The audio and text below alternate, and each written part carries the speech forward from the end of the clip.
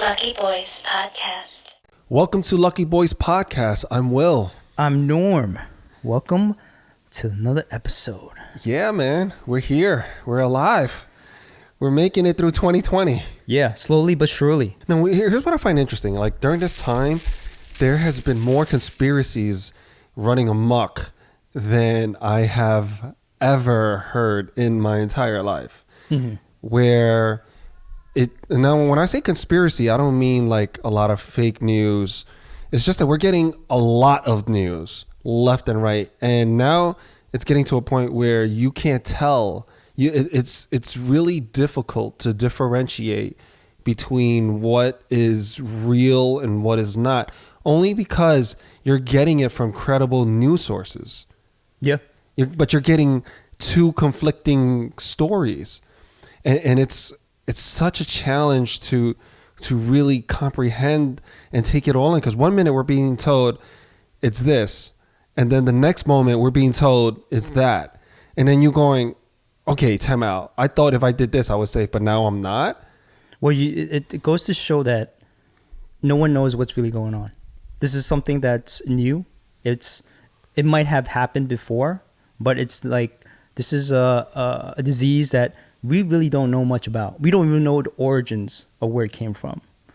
People might say it comes from like a farmer's market, wet market in China, but that's not a confirmed case. It's been talked about. Because of all that, people are turning to conspiracies, and even some of the conspiracy theories out there are sounding quite plausible. Mm-hmm. And we've watched. I mean, we talked about the conspiracies back in January, February, where you thought I was completely insane, off the rails. Well, at first it was the conspiracy about it coming from a Wuhan lab. Yeah. Right. And that's my point. A lot of the stuff that was conspiracy has now hit mainstream news. Now, I have to ask myself, why is it hitting mainstream news? Are they all battling it out for clicks?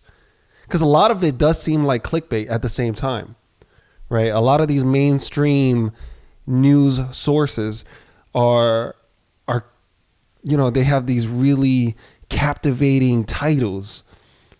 And then when you go to click on it, it's really, you begin to read something, but it's not conclusive information. But a lot of, depending on who's writing it, they can make it seem like it's as a matter of fact. Mm-hmm. And that's what's alarming, is that you're getting someone who doesn't really understand the full picture of what's going on. For example, if you're looking at something that's scientific, or let's just say in this case, a vaccine, and these writers aren't scientists, and they can't really fully comprehend.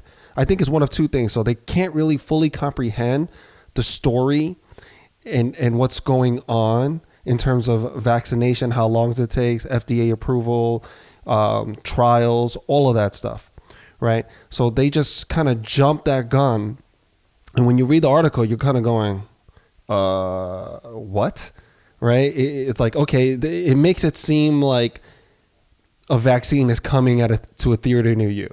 Yeah. It's like that. It's coming very soon. Yeah. Right? And then, but when you go into the other sources, you're going, wait, they're saying that this is not coming out for like 12 to 18 months, and that's considered fast-tracked. And it's they might not be able to make enough. Right. Right, but not everyone's going to want to take it. Not everyone's going to want it. In all fairness. And you have to actually, different parts of the country actually have to secure the number of vaccines ahead of time. Like, right. I think the U.S., they were looking to secure or have secured like 300 million vaccines. Right. And here's my second point. With the author not understanding what it actually is, it could be another end where the author actually does understand, have a really good comprehension of the vaccine and what it entails in connection with these pharmaceutical companies. However, they can't write it in that context because their readers won't understand it. So they have to put it in layman terms, yep, so that the lays can understand it. Yep. So when you put it in those terms, now it's like okay, you're not really getting the full picture as well. So it could be like lost in translation. Like Absolutely, they're getting It's information from the it's scientists. like they're speaking another language Right. almost, and that's what's really difficult, because this is something that really needs to be outlined in detailed information, where you go, okay, I understand this is what needs to be done. These are the next steps, and this is why it will work. This is why it won't work. These are the pros. These are the cons. These are the timeline. This is the timeline if everything just hits, and this is the timeline if everything doesn't. If there are some setbacks, and this is what they usually do. I haven't seen anyone really break it down like that yet. Yeah, I don't think there's one source, because everyone has their different opinions, right? We're talking about mainstream media, CNN, whatever is coming from. They're gonna interpret that information differently, and I think there isn't like a specific plan, because people really don't know if these plans will work. Here's the frustration, though. There's not a credible voice that we all listen to. There are these tribes. That's true. Of voices, right, where they go. Some people are going to go, everything that Donald Trump says, I'm riding with. Everything that Dr. Fauci says, right, I'm riding with. Everything that Bill Gates says, I'm riding with it. Even Elon Musk. Elon Musk. And that goes to the whole, oh man, did you, was it last week? He tweeted, right, what he said, take the red pill? Yeah, very cryptic. But Take the red pill. how did you take that little cryptic message on Twitter? Well, I think it has to do with this frustration with the closing of the businesses, because it has a direct impact on Tesla, right? And their factory out in California, with them not allowing him, I think over in Alameda, with him not allowing to open his plant to get those cars out there, right, being built. So he doesn't want to delay it further, because he feels like, okay, how long are we going to be closed for? Right. I mean, what are we doing here? We're putting a lot of people out of work, right? Just the economy at a standstill. Everything's closed for business. Like, what are we doing here? Yeah. And then you got the other camp. They're saying, hey, what are you doing? Why are you reopening? People are going, we need to stop the infection. So on one end, it's a tale of two sides, right? You got one end going, hey, if you open, we're going to die. You're going to cause more deaths. And on the other side is like, hey, if we remain closed, our businesses and our livelihood, people are going to die there as well too. Yep. Suicide rates, right? People not being able to provide and support their families and put food on the table and keep a shelter, a roof over their heads. Get that? Again, I understand the frustration amongst the people, the workers, but it's coming from Elon Musk. He has a lot to say. He has a lot of pull, right? But also, he's a capitalist. Of course, he wants to open up because he wants to make money. Right. It's gonna damage his company if he doesn't open up. Sure. Right. He could go into bankruptcy. Well, he was against closing in the first place. Yeah. I mean, Right. He. I'm sure there's other motivations that he has besides the welfare of people. Right. But I think if he was going to do it, he has to do it in a responsible way. I'm sure he is. He's not just gonna have everybody just stay close with each other and not have some type of PPE on. I don't think he's just going to be irresponsible in that sense. I mean, he is, plans to be present at the day of opening, and he even tweeted like, hey, you know what? I'm opening, guys. You're going to arrest me. Make sure it's me. I'm paraphrasing, but that's pretty much what he said. Like, if you're going to arrest anybody for working out here, I'm going to be there. So, do what you will. And then he threatened kind of in a sideways, like, keep playing with me. I'm going to move all these jobs down to Texas. Yeah. Yeah, it's about the dollars. So, I mean, also I understand. Like, I think people, governments, they're also thinking about how the economy is going to be during this time and afterwards. So that's why what he said was it's going to hurt if he moves his businesses. The state of California is going to lose a lot of tax dollars. Right. So I understand where he's coming from. I think we need to reopen. Mm. I'm going to take a hard But in side stages on this. or In stages, absolutely. Okay. In stages, not just like, hey, forget about, everything open. But I think we need to do it in stages and see if we have any setbacks and really compare the numbers, like the fatalities, the hospitalizations, increased testing, because they have it more available now, and turnaround time is much faster, and the curve has flattened. So I think just to make it manageable for the hospitals, because look, we're not going to get rid of the coronavirus, right, 100%. As much as we would love to, that is not happening. Yep. Right? People, if I'm a betting man, I'm going to bet that there will be another wave, right? But at the same time, it's like damn if you do and damn if you don't. So you know what? Let's reopen these businesses. Let's put people back to work, right? Because we can't stay closed forever. That's just not, you can't do that. We already caused some irreversible damage to a lot of people's lives in their businesses. Some businesses may never open again. Right, it's a trickle down effect, right? Right. If companies are going bankrupt, that's going to cause people to lose their jobs, can't pay for their mortgage, can't pay for their There's rents. already almost 40 million people unemployed. Yeah, that's insane, right? Right now, that's more than during the Great Depression, I think. And if you look at the numbers compared to our last recession, I mean, we blow that out the water. It's not like you're not going to pay. It's just a deferred payment. Right, plan. but that's my point. If the economy remains shut down, then you could defer all you want. That time is ticking. That clock is ticking. Yeah. Your time is running out. And then think about all the other bills that you're accumulating.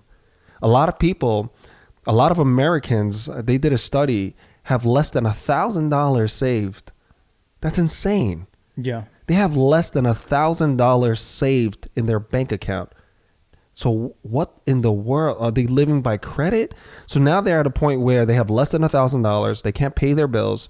They're worrying about putting food on the table. Economy is shut down. So it's very challenging to find a job. You have 40 million people out there. So you're going through unemployment. And what are you going to do when that runs out?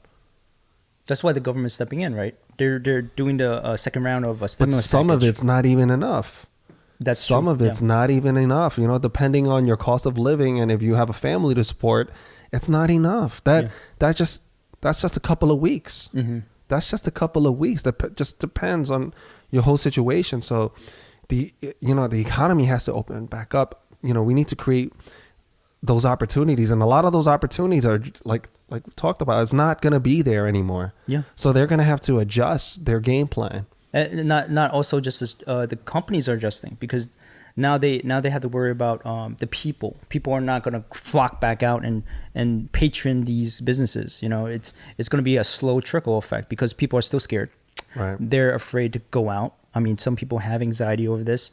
But for me, like, I already have a plan. Like, I want to support these businesses, so I'm definitely gonna go out and patron these businesses, but I have to be cautious too, because I'm not going to a restaurant that's crowded. You heard about you heard about some bars. They're opening up and they're allowing people to drink on the sidewalk just outside the bar, but they're crowded around the sidewalk. So let me tell you something. Weird. People that, even if they have good intentions when they're going out to the bar, and they have a good game plan, say, hey, we're gonna social distance while we're out there. Yeah. And we're going to do everything right. Got that liquid courage. Yeah. Once you have a couple of drinks in you and you meet, some cool people, you have a good, chit chat with them or you meet someone from the opposite sex and you guys are vibing really well. All that's going out the window. Yeah. Like that. That's going straight out the window. Yeah. Because let me tell you, if I was out and I'm with my buddies and we're just hanging out, we had this whole social distancing plans. We have a couple of drinks in us. I could tell you right now, me and my buddies, you're talking. It's getting hot. The mass bro, is like our arms are gonna be around each other. We're gonna be singing. We're gonna be talking. God. We're gonna be laughing. We're gonna be going nuts. I can imagine it And would that's be because like of the St. alcohol, Patrick's Day, like that type of chilling. People For will sure. just, because the people will be just so, trying to get out there. They have cabin fever for the past 3 months. All that energy needs to be. And then if it's nice weather out, yeah. you just got those summer vibes going. Oh, people are just, after a couple of drinks, you are just gonna go, you know what? I'm just gonna live life. I'm riding this happy wave. I'll pay for it later. I mean, you know what I mean? It's like that's what's going on. Yeah. And I can totally get that. So I think a lot of people that has that anxiety, I don't even think they will put themselves in a position like that because of the concern. I don't think people really understand. So it's like there's no right way to reopen, I think. But I think businesses have to. In stages Yeah. and responsibility, because we just need to open up slowly so that if we need to pivot and take a step back and adjust, then we will. Yeah. But if it's at a point where we can still manage, then that's okay. As long as we're not overwhelmed.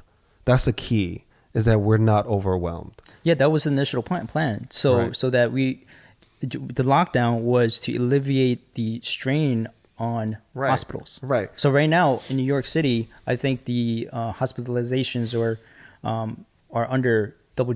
in double digits. Yeah, I mean, I've talked to some of my friends that work at hospitals, doctors, nurses, and I had a couple of people in the hospitals, and they were like, "No, it's not packed." It's definitely getting better. Yeah, they were better. like, "It's yeah, Yeah. It's returning slowly. Yeah, they don't have that like overwhelming pressure that they once had when it started. Right. So, but here's, I don't want to downplay this. Let's keep in mind, I'm really concerned. Just using common sense, just putting one and one together. Flu season.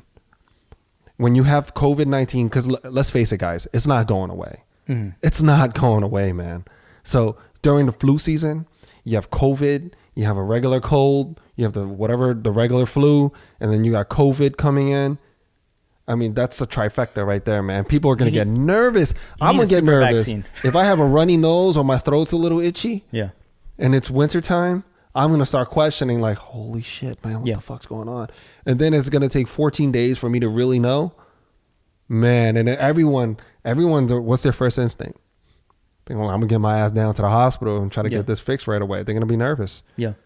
So I think I'm not sure how we're going to handle this winter. I don't know how the governments are going to handle it, how each city's going to handle it, how each governor, mayor, I have no idea. But holy crap, they're going to need a game plan. But you know what I noticed? I noticed that there are a lot more testing facilities like throughout the city. Yeah. So I think that's definitely going to help. Even like the worry of the second wave, as long as you have the testing, you can instantly find out if you have it or not. That really helps. Right, but here's the problem is that when everyone finds out that they have it, look, it's chaos. It'll be chaos. Because look, and that's crazy that I'm saying something like that, right? That sentence within itself sounds crazy, but just keep in mind the way it spreads and how quickly it can spread. And a large amount of people having this and then deciding to make a mad rush to the hospitals and it gets flooded again. I mean, and here's my point. Let's say in the summer, everyone has like, you know what? It's not too bad. Curves flatten. Everybody's out. And then we start going back to our regular routines. We all start clustering up together. And then we keep that same energy going into flu season. That's a big problem, man. People are just going to keep going, hanging out, being around each other, thinking it's all good. Fall season's nice too. It's not too cold yet. And then bang, just like that, we're going to have a large case. I want the economy to reopen. And you know what I'm going to miss most? What? Watching movies, going back to the theater, having that theater experience, that like full sound audio experience that, we enjoy previously. Like we miss all the blockbusters, but there's this new movie coming out from Chris Nolan. It's so mysterious. Like I don't really know what it's about, but it has something to do with time travel, I believe.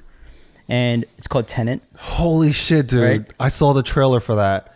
I'm still confused. Oh my God. I've never been so confused and excited at the same time for a film. First of all, the cinematography, again, coming from him, it's bazonkers, right? Mm-hmm. You want to talk about twists and turns. It's like if you could extrapolate your dreams and the oddness in it and put that into a film. He did it. He did that with Inception, right? Yeah, he did it. And he's doing it for Tenet. Yeah. Because just based on the trailer, it looks phenomenal. Mm-hmm. You can focus on the story. And again, his the score on it. It's just like his scores for his film is always so dynamic. For a film like that, it's like bang, well, at least for the trailer, you know, it's like the really HD sounds, you know, the bang, doom, swoosh. It hits all the emotions. Yeah. Like at the right exact points. Oh man, like it's just the artistry on that is just it's incredible. So I'm really excited to see that as well, man. That's pretty awesome. What do you think it's about? Just like speculation from the trailer that you saw. You know, I had that same wonder after, you know, I had to really sit down and think about this. And then I went to my little cheat sheet. Yep. Because there's a thing called Google.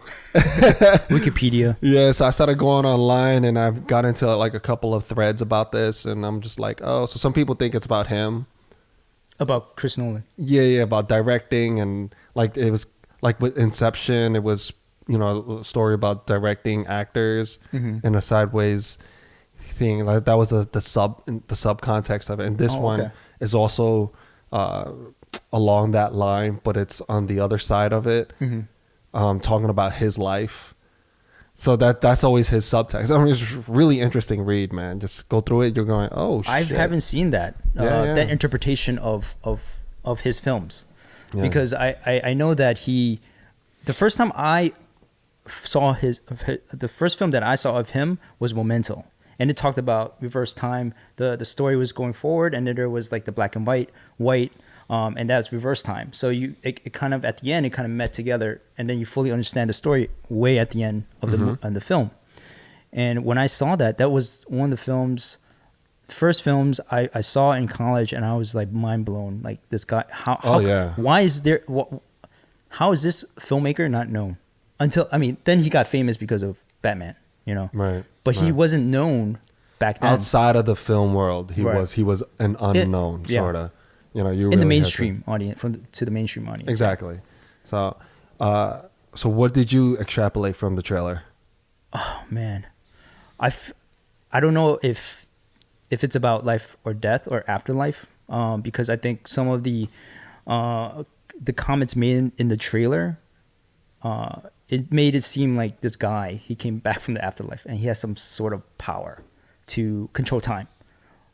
But I feel that that's just a cop-out way of me interpreting. It has to be something much deeper, you know.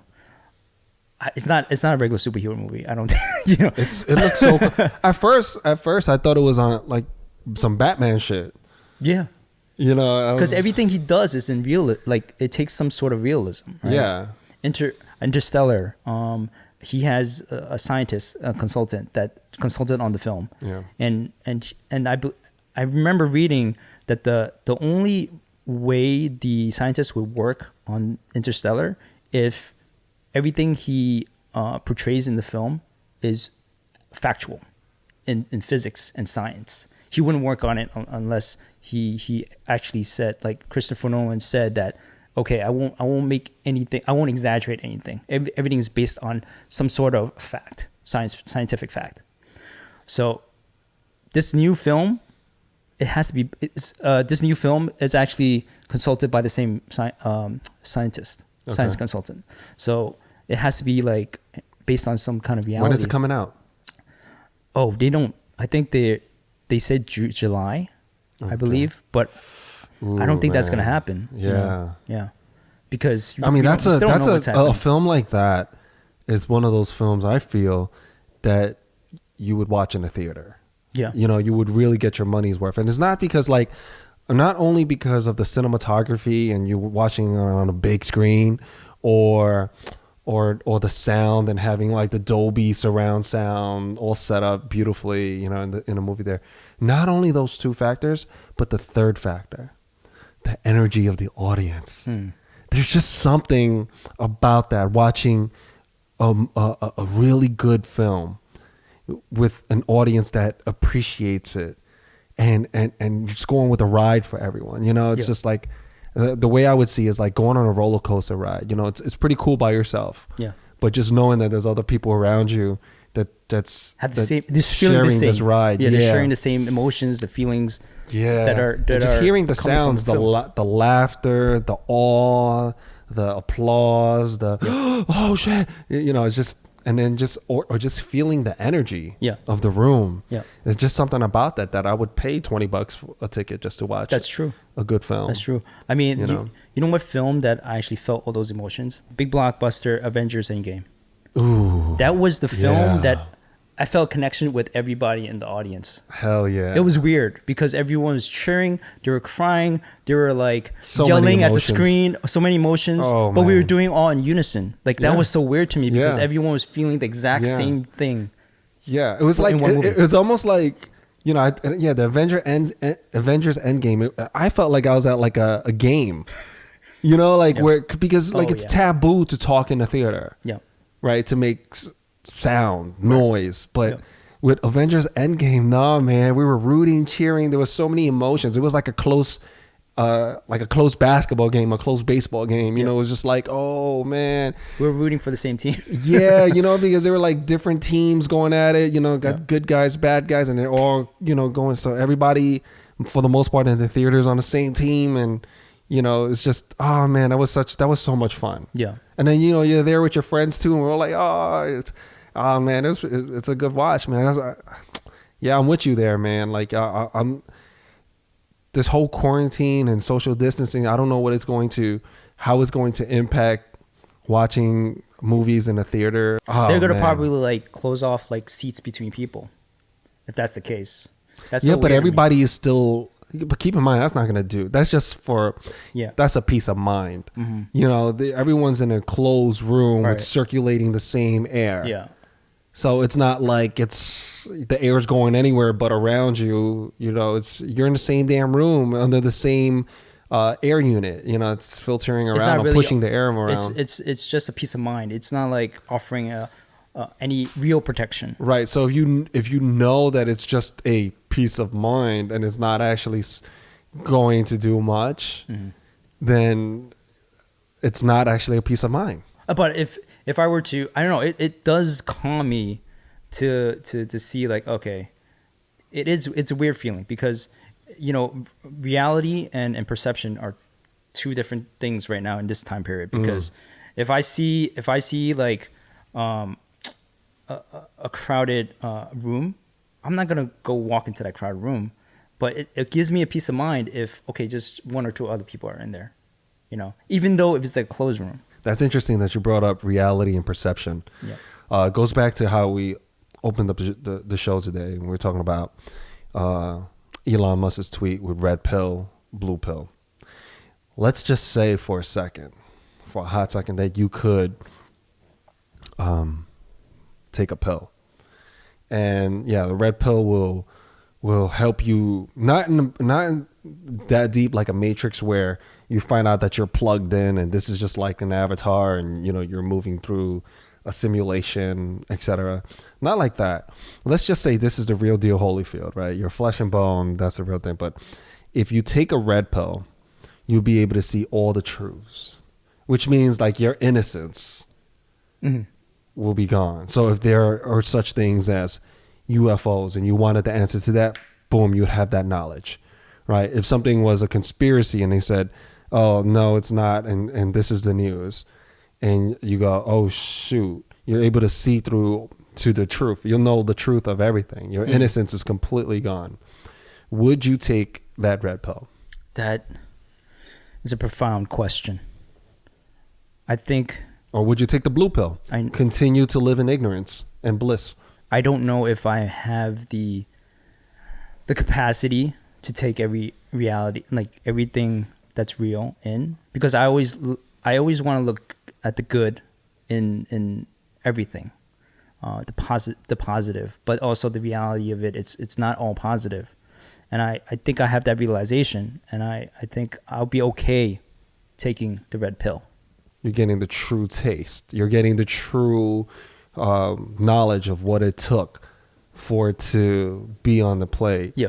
Right. And if you're looking at how the world functions, governments, military,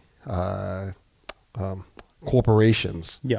all of that, you're getting straight to the truth. Not saying it's good or bad, but it's the truth for better or for worse. Right.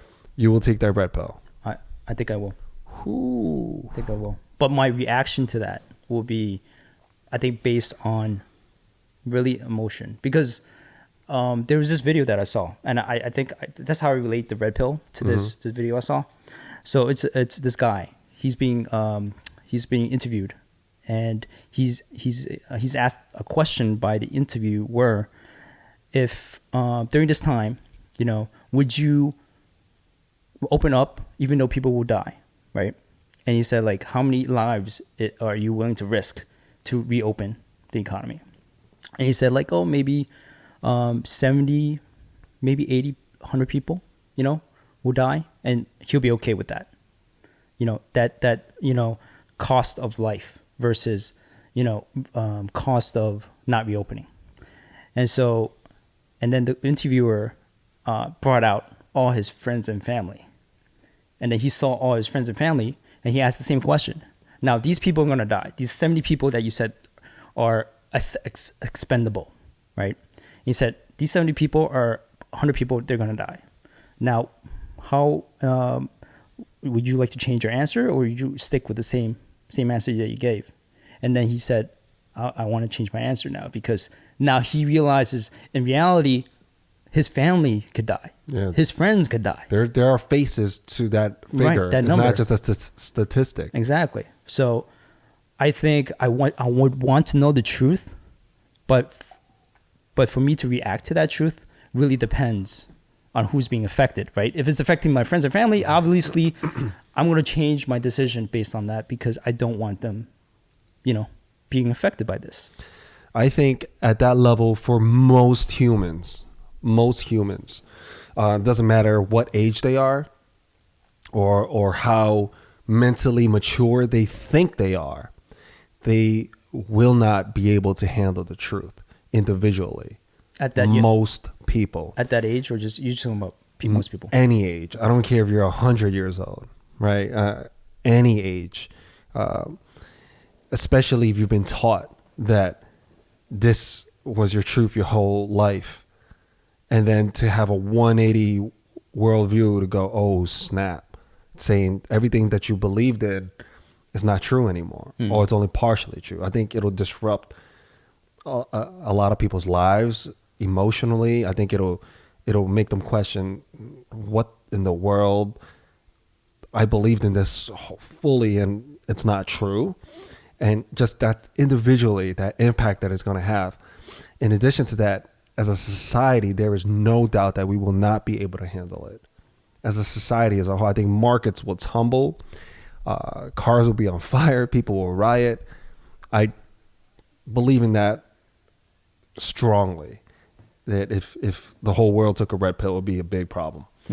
I think that's why, I think that's one of the top, not the reason, but is one of the top reasons we don't know everything, or we don't have that type of transparency where it's controlled, because for our own good.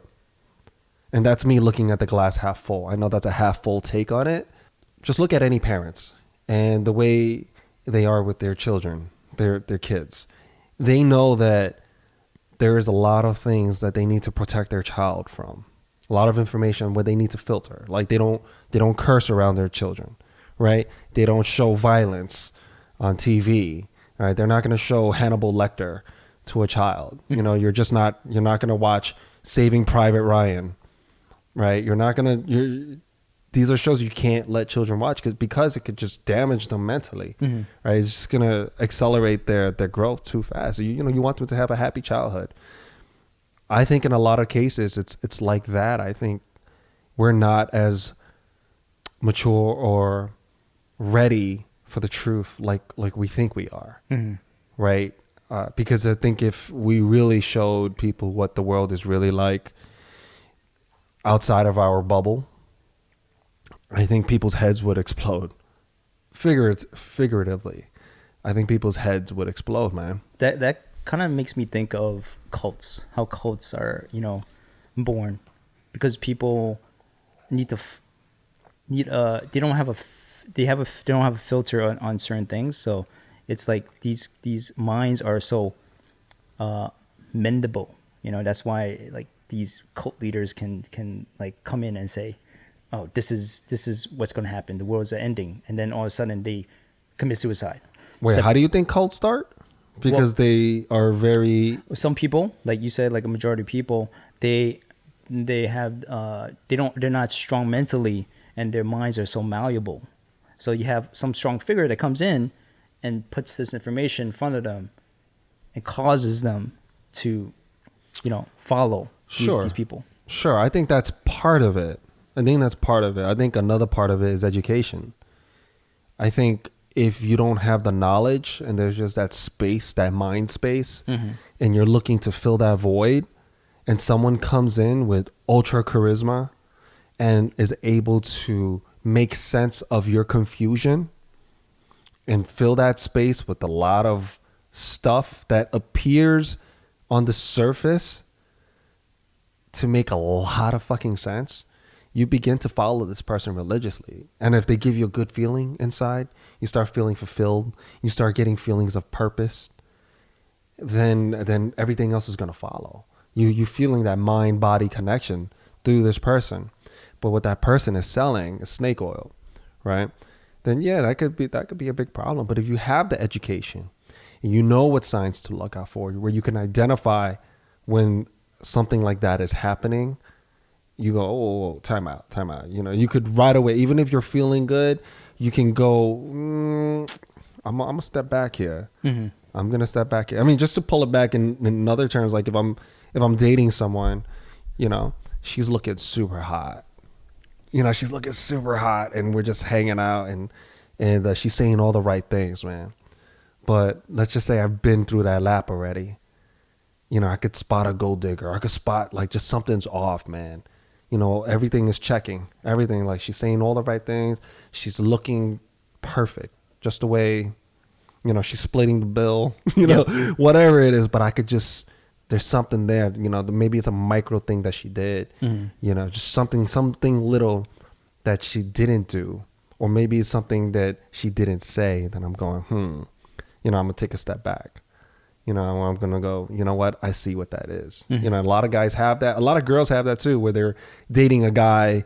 He's, handsome, charismatic, very nice. He's checking the boxes. He's checking the boxes, man. And a girl, let's say a girl, she's been around the block in a sense where she's dated her fair share of crappy guys, and where they change up after they get what they want. And then, they'll be able to spot a guy like, playing those games because, it's pretty uniform. Yeah, there's a type, right? They recognize the type. That's what I'm saying. If you have that education or the experience that you've been through it before. Exactly. Yeah. You're likely not to do it again. Yeah. Unless they change the game up. Where you're like, oh no, this one's right. I mean, people are very clever nowadays. Yeah. But again, it goes to your point though, the malleable here, like where people are just, they fall for everything. That's just what I'm saying. That's how I interpret like what you said before, is like most people are like that. They have that empty space in their head where they have to fill that void, versus, so that happens. And they wouldn't take the red pill. They would take the blue pill. Most people would take the blue pill. Blue pill, yeah. Yo, I've went back and forth on that, man. Like I've actually like stayed up thinking about this. I know it's really weird. No, but it's hard. I stayed up thinking about it because I really, like, my reflex is to go, you know what? Yeah, I want the truth. Tell me the damn truth. I want the red pill. And then I'm going, wait, time out, man. You might see something in your family that you might not like. What if I can't handle it? Yeah, exactly. What if I can't handle it? Where like it goes against my integrity, my morals. Right, like someone I'm that's my close friend, someone I work for, someone I work with, and I'm starting to, like, I'm going, whoa, wait, that's what y'all do, or some brand that I like to purchase and endorse, and some director that I like or film that I like. Now I can't even appreciate that. You said some stupid shit that you don't agree with, or you're a racist, or you're exactly. So I'm just going, it makes me take a step back and go, well, do I really want to know the truth? Do I really, really want to know? And part of enjoying the steak is not killing the cow. If I have to see and like a cow Slaughtered. Yeah. and slaughtered and everything, like if I honestly think I'd be a vegetarian. I'd be a hardcore vegan, man. It's like going back to the story about the guy who saw he really had to think about it when he actually saw faces Right. to the people. Right. Like if you saw a face on a cow, you actually see the emotions. You see their if I see that you cow, see the eyes. if I had to spend like a week with the cow, like and it's frolicking and I'm, and I get to know the cow and let's say it has a personality and it's smart. Or like, let's say a pig. They say a pig is equivalent to a 3 or 4 year old child. And if I see a pig with that type of level of intelligence, emotions, and a capacity for love, loyalty, all of that stuff, and just care for one another and just have empathy as well, and I see a lot of good in that pig, fuck, man. Like that's it. It's a wrap. I'm just eating like Your best friend, bro. I'm eating green stuff all day, Yeah. man. Like I can't do that. There's a lot of emotions involved. So that's what I'm saying. So in that sense, I'm already taking the blue pill.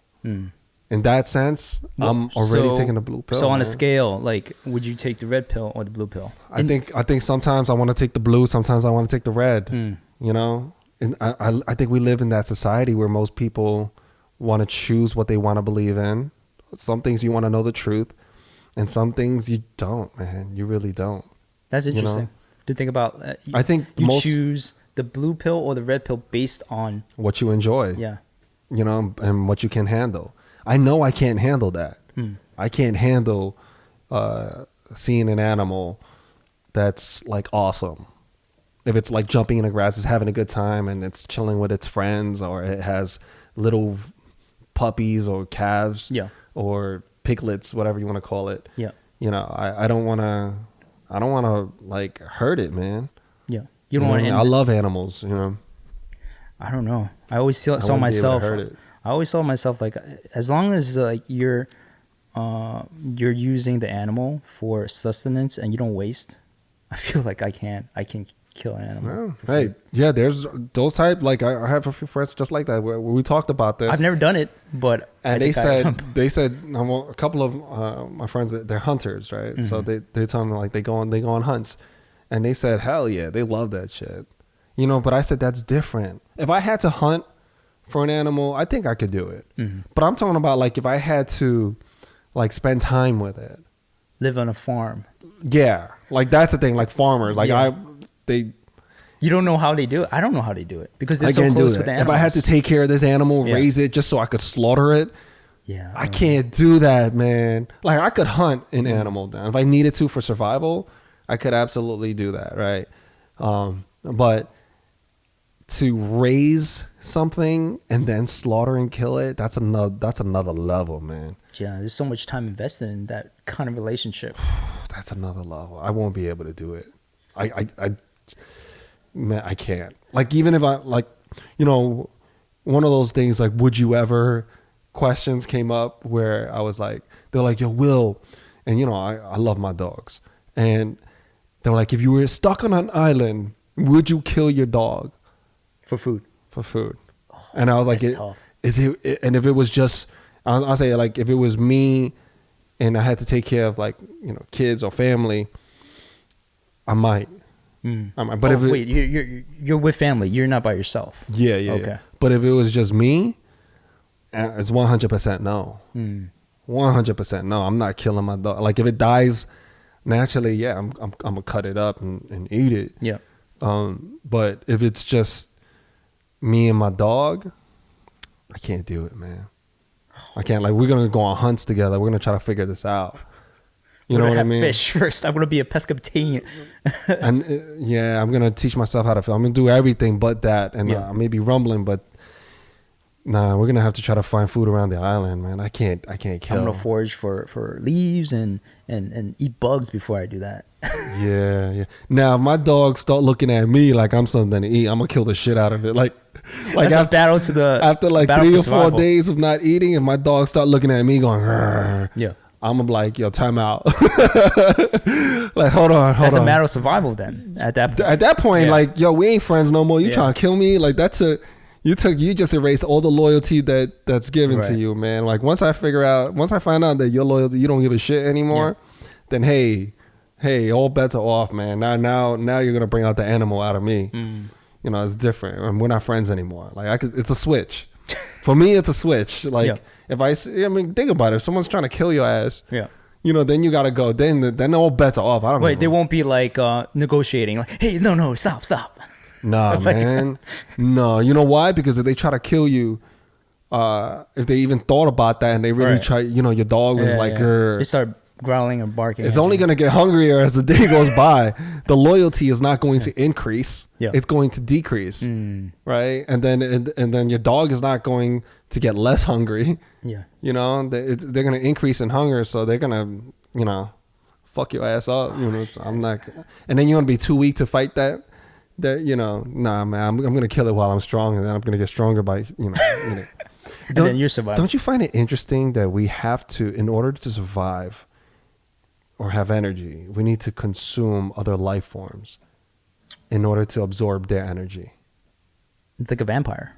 Right? Yeah. But we're not sucking blood. We're literally like taking the life force of other beings. Yeah. You know, I mean, it could be a human being. I mean, like emotionally, different types of energy, right? But you're talking about hunger. You're talking about survival, and like trying to survive the energy. We have to take life force we have to absorb the life force of something else in order to sustain our life force. Yeah. Throughout our entire lives. There's that's a natural. I think that's the natural progression of just of life, the animal kingdom, you know. Yeah. So it's sort of like, is there a living thing that doesn't need to do that? Trees? Would they take? Okay, so they don't. Trees are living things. Interesting. Well, all right. Let's talk about mammals.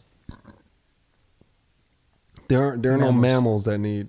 I mean, even insects need to take life to sustain their own life, right? Yeah, yeah. Right, and viruses and microscopic organisms. Yeah, like they're parasites. The only thing they really don't need to are plants. I mean, there are some plants that are carnivorous, but right, everything that has some sort of flesh needs to consume more flesh in order to survive. Man, I think plants are very. They take the sun for sustenance, and they take water and soil, right, and nutrients. Yeah, and they give back. Yeah, and they allow and they create life. Here's the thing: they create life that consume other lives. Oh man, no, I don't think. I think most animals are like vampires. They're suckers, you know. They're life suckers. In that sense, we all are. Yeah, we all are. I'm just glad we're on top of the food chain. That's true. You know, I mean, like if we were stripped away with all our technology, I don't know we're going to be in the food chain anymore, on top of the food chain. Yeah, we've always been. We've always been. The ultimate predator. Let's say like you're during the caveman days. Yeah. Because we got thumbs and our brains. Right. You know, those two things are huge advantages. Like whoever thought that evolution of a thumb and our brain, right, you know, just put us just leveled up compared to like cavemen, Neanderthals. But based on what we difference. have, like appendages, and we have our appendages and everything like that, but we don't have the technology that includes like us being able to make like a club or a spear. But that's the thing, like that. because we have a thumb, we can make something like that and hold on to it. Yeah, that's my point. And because our brains are like Homo sapiens, because we're built the way we are, we want to explore and navigate and go further. You know, that's how we're built differently than other type of humanoid beings. That's how we're able to thrive. So is that human nature to always like be on the top, explore, conquer? I mean, throughout history. Yeah, throughout history. Yeah, it is conquering. Yeah, but I think I think that will eventually be washed out of human nature. In terms of conquering, I think it will be more just exploration, discovery and exploration. but it's what I meant was like more of being like as a human being, being number one, like striving for the best, not just like actually figured literally conquering, overcoming, but like being number one in business. And I say that as a theory. I don't know the Yeah. fact, because the way we're going now, it seems like it's never going to. But I'm going really far out. Like I'm just looking at how far we've come, and we've gotten better. And if we don't kill ourselves, eventually we can level up into a higher civilization. And I think we'll continue to evolve. And eventually that trait won't be useful. I think Mother Nature will go, okay, this is not useful, because we're at a point where we're able to go to other planets and occupy that space. So once we get there, I just don't see that being a useful trait where we need to continue to conquer each other, right, and dominate over such a small space. It just seems to me that's where the drive comes from, to dominate. Like then it extends to why the reasoning why people are exploring new worlds. Right? You know what? I read something so interesting where they gave the reasoning of the whole purpose of why man does everything comes down to us peacocking. So what that means is it all comes down to sex. It all comes down to procreating your seed. It all comes down to attracting other mates, males or females, whatever, right? It all comes down to that. Everything that we do boils down to that reasoning. And if you think about it, you go, initially I was like, nah. And then I go, wait, hold on. Like, why do guys get nice cars?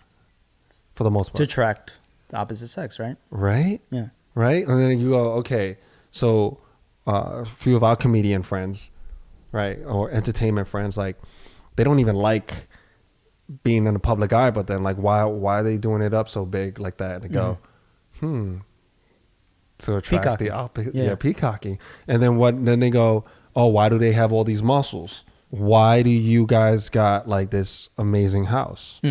Right? Why do you have that yacht? Why do you have, and you start going, whoa, why do you dress so nice? And it all comes in. You keep drilling down. You go, on certain, you go, I just like to feel good and confident. But then why? You like to feel good and confident, right? Because you want to attract other people. You worry about what other people think about you. You want to attract a mate, a partner. And then I start going, man, shit, I'm having a hard time building an argument against this. Because if you keep drilling down, it keeps coming back down to that. Human beings want to spread their seed. Attracting someone, a mate. Like, I don't know if it's 100% spreading your seed, because like that's definitely not my motive for everything I do, right? But it is to be social, to not be alone. Maybe I should phrase it better for me at least, right? What I read, yes, it was to peacock and basically attract a mate. Yeah. But what I like to attribute it to, my definition of it is to not be alone. Because we're all social creatures, and it's innately in us to feel like being part of a tribe. Yeah, we want to have a sense of belonging. Like, don't get me wrong, I love being alone. Like, the introvert part of me, especially during this shelter-in-place quarantine, the introvert part of me has been like really coming out, where at times I just love being by myself. It's awesome. Going on walks by myself, or just doing things on my own, having my own thought process in my own space. However, But that's finite, though. Right. You can't. I have another side of me that's an extrovert, where I just love being around my friends, family, and just big groups and crowds. And I just love being around and bars and whatever, games, and just hanging out, traveling, meeting new people. Oh, I love all that stuff too. And I actually, I miss it. I miss it a lot. But, it's just interesting that it all comes down to, why do we do what we do? What drives us? We're constantly in a state of peacocking, or at a drive to, so we can prepare for that moment when we can show off our feathers. When I look at what drives me, it's like I want financial freedom. But then when you look at it, like, why do you want financial freedom? It's a Drill down. Yeah. You have to, you have to think about like, are you trying to attract maybe like not the opposite sex, but you want to attract that energy. You want to start a family. You want to attract that to your life. Right. So some sense of, and why in order to start a family, what do you need? You find a mate. It comes back down to that. It always comes back to that. Damn. That's what I'm saying. Like I try to build an argument, and then it just always travels back to that root. Mm-hmm. It always comes back to that as the base. No matter what surface I begin with, eventually it keeps going down. I'm like, damn it. It ends up somewhere being the reason because I want a sense of belonging and I don't want to be alone. Mm. That's so true. That's a crazy realization to come to and go, oh my gosh. So once I figured that out, I'm like, okay, so that helped define a part of me at least. Now I know what's driving it. Yeah. But then you start building other layers and other reasons on top of it. Yeah. And now it's not only that, there's other things as well. Yeah. So that's very helpful because it is. It kind of strips down everything, all the distractions, because if your singular focus is because of that, and that's the reasoning why, then you have that single like onset of that mindset that, okay, this is my drive, this is my reason, instead of constantly like thinking about like being distracted by all these different things that might curtail, your reasoning for doing something that you want to do. Right. And that's why they say, oh, the pursuit of just making money is very hollow. When you look at that as just a defining reason and that's it. But there's a reason why we all want to make money. Mm-hmm. There's a reason why we all want to be financially free. Why we all want to break the chains, so to speak. Speaking of being financially free, did you hear about that mega deal with Joe Rogan? Who hasn't heard of it? Dude, he basically signed a deal. But he was already rich, right? I don't want to count another man's chips, but yeah. But if you're talking happy about for him. Yeah, you're talking about like being financially free, he's definitely heading towards that. But that's exactly what I mean though. Like, isn't it fucking awesome to have that freedom and still dig in and still want to be the king of your craft, right? It's not really just about money anymore. I mean, yes, that has a large, don't get it twisted. Anyone that says, oh, money got nothing to do with it, I don't know, then do it for free, right? But if you're getting paid, yeah, money has a lot to do with it. And how much you get paid, that's how many reasons you have, but the thing, I'm just going, holy crap, whoever thought that something like that can be that lucrative, but to get paid that much and still want to be the best at it, still do it at a high level, still have that drive. It's not just money. It's not just money, man. There's a passion, there's a love for this. There's a part of his identity, or anyone that, for that matter, to just continue to operate at a high level, and they have every reason to just retire and just go off into the sunset. And they're still operating, whether it's a teacher or professor. It's interesting, but what we're talking about it through text, right? With in a group text, right? And we're going, man, this is insane. Not the dollar figure, right? Because he's worth it. I mean, I think he's like at the top of his game. So and his influence is worth it. I mean, if you look at when the news came out, the stock went up 10-11%, and to put it into context, that's in the billions, right? And his deal was at 100 million. So so he was worth every penny. Worth every penny. That was good investment by Spotify. But here's the thing, like that licensing deal pulls him away from YouTube. Not his clips will be on YouTube, but the whole podcast won't. The full episode won't. They'll have certain clips that they share, but if you want to watch the whole video, you have to go on Spotify. Yeah. So it makes it interesting for me to wonder, wait, I thought Spotify, like I originally joined Spotify because of the music platform.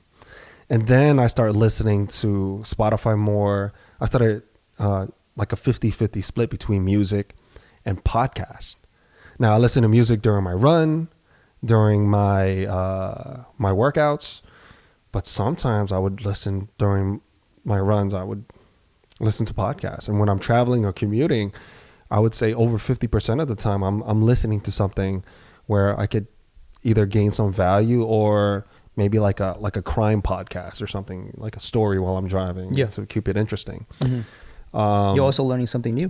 Something, people are talking about that you might have not known before. So Spotify seems like it's trending. And if you just look at the actions, all of their moves, the big boy moves, I'm talking about 9-figure moves, has all been growing their podcast network. Yeah, they've been acquiring a lot of content, just similar to how Netflix acquires content and creative licenses. Right, with the purchase of acquisition of Ringer, Anchor, and they're growing that. And Joe Rogan, I mean, these are all 9-figure deals. Yeah, and they're growing and what I found it striking was that they're going into the video segment. I did not know. I mean, I heard about that when the Joe Rogan news popped. Like, wait, you can see video on Spotify now. So now it's going. Okay, you're giving creators or podcasters another form of video to go to besides YouTube. So with Spotify are they coming for YouTube? In some ways, I think they are. They go into that space, right? Because let's look at Netflix and Blockbuster. Yep. Right? Before Netflix was like, for you young bucks out there, like Netflix, you would order the DVDs and you would mail it in what you want to watch. It wasn't, fully streamable. Yeah. So you would and people thought that was revolutionary. Yeah. That was revolutionary back then. Right. Yeah. You just put it in a mailbox, put it down, and then just send it off. And then next thing you know, your mailbox, you have a DVD. You're like, oh, I didn't have to go to the store. Yeah. That was cool. And Blockbuster didn't take them seriously because they were like, oh, they're not really a competitor. Kind of blew them off. And I wonder if we're starting to see the beginning stages of something like that. Something like that. I'm not saying that extreme where Spotify is going to knock out YouTube. I don't think that's going to happen. Yeah, because I think the infrastructure that they're building is not really about narrative content. It's focused solely on podcasting. Right, but So what if Spotify, just keep in mind, for context, Amazon was only competing with Barnes and Nobles when they first came out. Yeah. Amazon was a bookstore. That's it. They were a bookstore. They started selling books online. That was it. That was Amazon. They were known for selling books. Spotify is known for music streaming. Yeah. Now they're somewhat known for podcasting, where a lot of people are going to that website or that app to listen to podcasts. They own like 40% of the market share for podcasts. Right. And that's only going to grow. Yeah. I think they're going to be the big players here. And now Spotify is making a lot of smart moves. A lot of smart moves in terms of, they're making a big bet into the future of podcasting. They're a huge bet.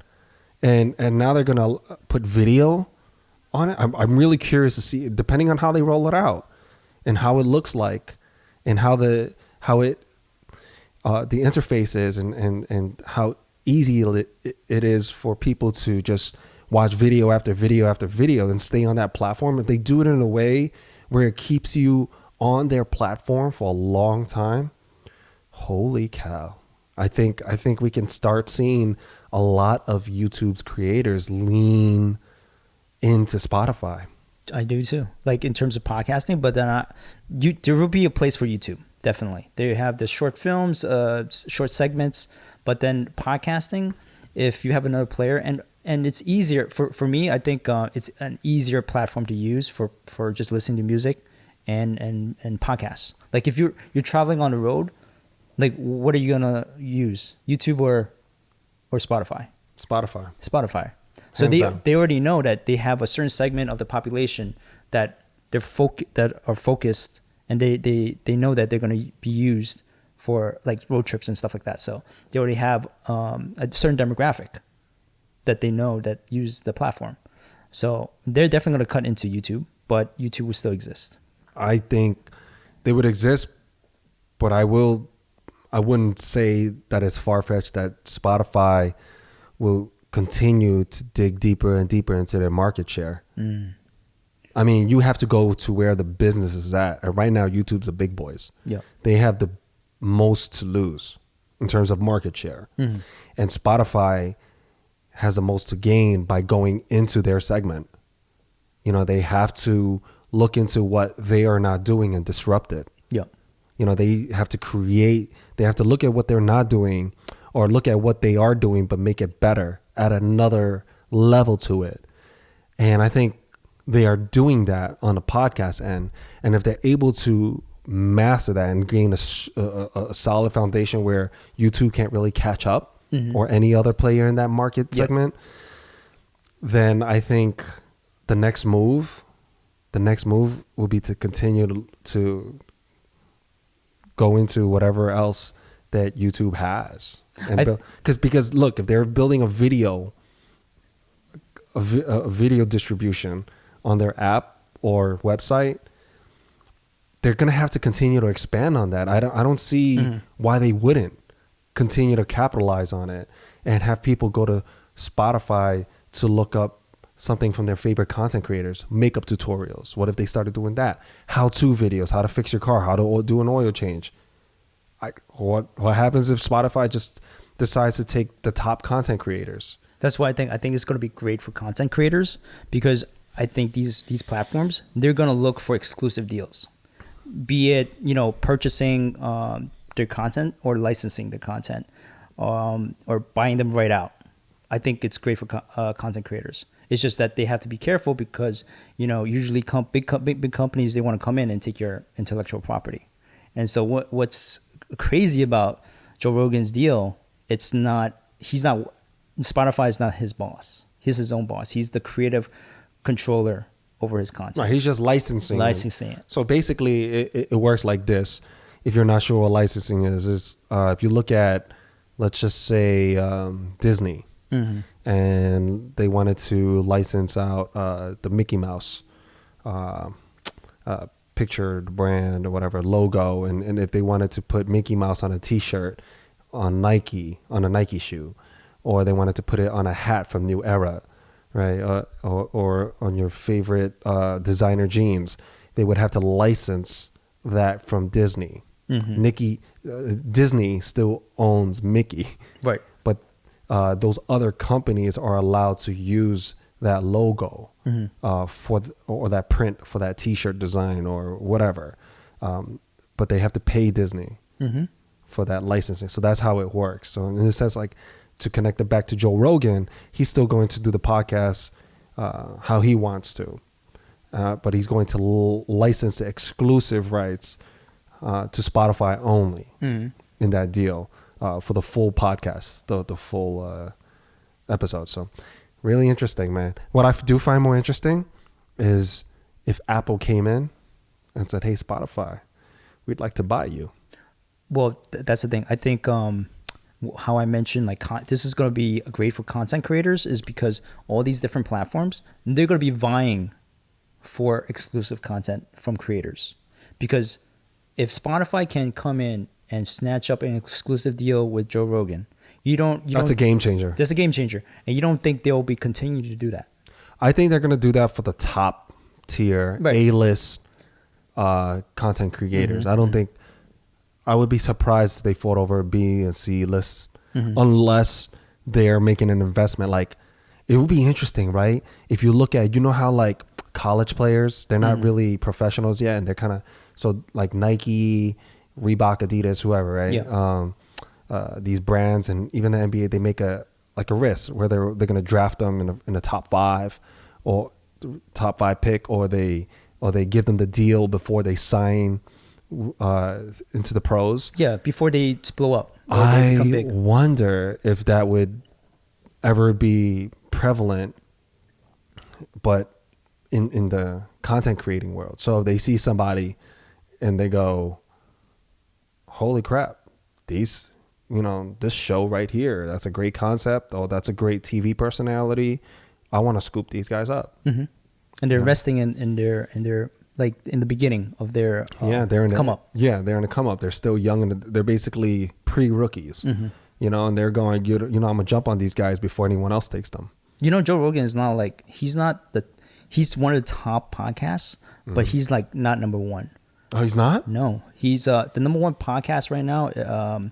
It's called Call Me Daddy, by What? these two girls. And Barstool, the media company, they picked them up when they had 45,000 subscribers. Very little. Oh, wow. Now they're That's in the exactly what I'm talking about. Right, exactly. So they invested into a small fledgling a podcast, and they developed them. I would say 45,000 like a medium.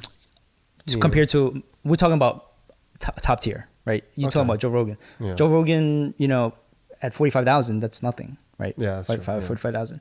But I'm saying, like, there are media companies that are looking for these fledgling podcast media personalities because But they does know. Barstool own everything they do? Oh, this is an interesting thing, because they bought them when they were like basically nobodies. Mm-hmm. So they owned the entire brand, the IP, everything. Oh, man. They signed that rookie deal. They signed their basically the rookie deal. Yeah, they signed their life away basically. Ooh. But that's the thing. Like, how would you know at that time, at that point? F that. Nah, man. But never. you have to really believe in your brand. That's Hell gonna yeah, blow up. no, man. That's crazy. I would never. Not even that. Just because just my personality. Right. I would never give away my whole. You don't want to give a lopsided deal. I don't want. give Not away. even that. I just don't want. Like, if you look at the music industry, any music artist that started off, and they gave a lot of their creative control away, or let's just say they've signed an exclusive with a certain label. They have to be with them for 5 albums before they can go off their own, and then they don't even own a lot of it. They're having all these legal issues where they want to own their royalties, and they have to ask the label for permission for their own music that they created. And I get it. The label is what got them going and got them started, but and gave them that platform. But that's old school, kind of like back in the day. I don't know if you need the machine like you used to. I mean, the machine is still amazing, having that power and that reach and that backing. It's super powerful when you can hit radio stations up and all of these top tier A-list interviewers for an interview, and and they could push you on, and they have you collaborate with also other A-listers on their squad. However, I'm saying it's not impossible where you could do something independent and become someone. I mean, Joe Rogan's a perfect proof of that. You may need to exercise a lot more patience and self-belief, but hey, if you love what you're doing, and you want to continue to do it and be your own boss, then that's what you got to do. Yeah, the world's changing. We have all these big deals happening, and one of the big deals that occurred recently, the Bitcoin happening.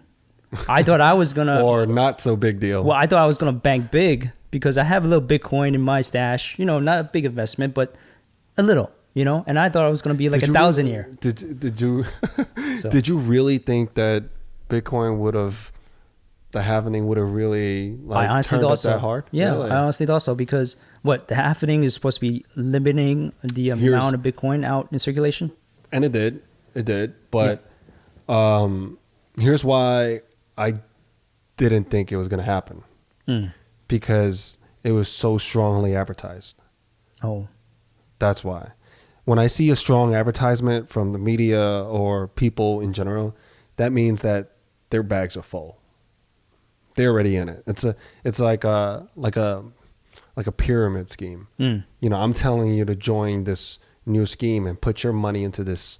And I'm not calling Bitcoin a pyramid scheme, but I'm just saying, whether you own stocks or whatever, you're not going to give a stock tip to someone if you don't own that stock, for the most part, right? It just doesn't really make sense, right? You're talking about the big players, the whales. Yeah, or not even, because all the whales, they got their bags full, so they got in at a lower price than you. Yeah, but what I thought, with all that marketing, all that media surrounding it happening, I thought more people would actually jump on the They did. kind of bandwagon. And that price invest. was already baked in. That's my point. So many people purchased and causing the rise. Because if you look on the way to the halvening, before the actual halvening of Bitcoin, the price rose dramatically. It was down like $4,000 or $5,000 for each Bitcoin.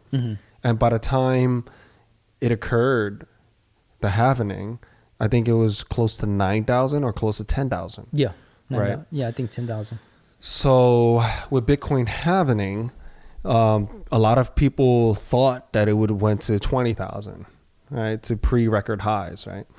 And I just didn't see it like that. I thought that the people that were going to buy has already bought, and you're going to get a lot of these stragglers left holding the bag, because as soon as think about it, as soon as, if I bought at 5,000 and I convinced everybody else to buy on the way up to 10,000, I already made 100% profit. Yeah. Now I'm worried about the other guys next to me that's going to sell to bring that price down.